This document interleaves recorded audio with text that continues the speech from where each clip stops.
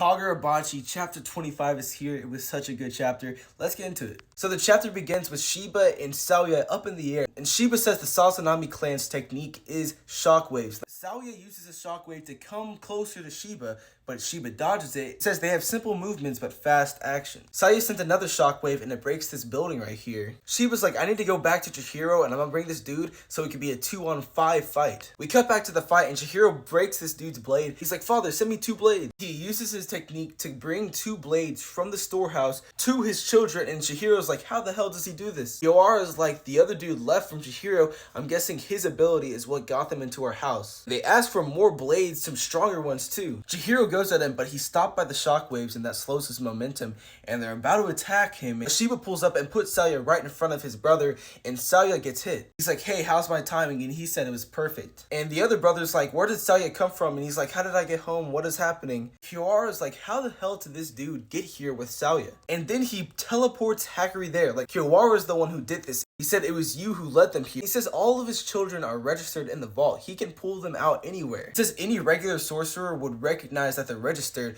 but Hakari can't do sorcery, so he wouldn't know. He was like, look, we don't care about him. You can do anything you want with him. We already got our information. But he's saying in his mind, like, we're bluffing. Like, don't believe us, Hakari. And he sees Kiyoara's hand shaking. Kiyoara says that he's trembling from rage and sadness. He said he disowned his son because he didn't want to do anything bad to him.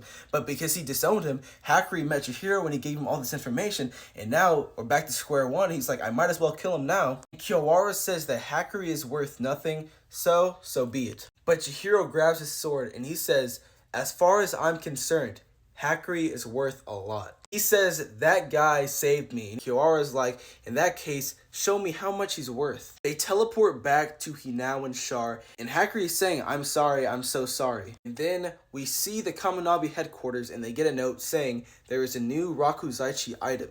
And it's the 7th sword, Chihiro's sword. So Chihiro gave Kiyoara the 7th sword in return of Hakari. He says, this is exactly what I wanted. And she was like, don't tell me you gave them Enten. And he's like, yes, I did. Nothing has gone wrong though. So he gave Kiyoara the sword, and the ability Enten is inside of the storehouse. Remember, Enten is like a tracking device. So Chihiro knows exactly where the storehouse is because Enten is inside the storehouse, so he'll know exactly where it is, and they can come up with some plan to get the swords back. Guys, this story is awesome. They're always switching it up on us. I would have never thought Chihiro would have lost one of his arms and his sword at the very beginning of the story. This is going to be very interesting. Chihiro knows exactly where the storehouse is, and I really love how he stood up for Hakari. He actually has a friend. Shiba also pulled through. We also learned more about the Sazanami family.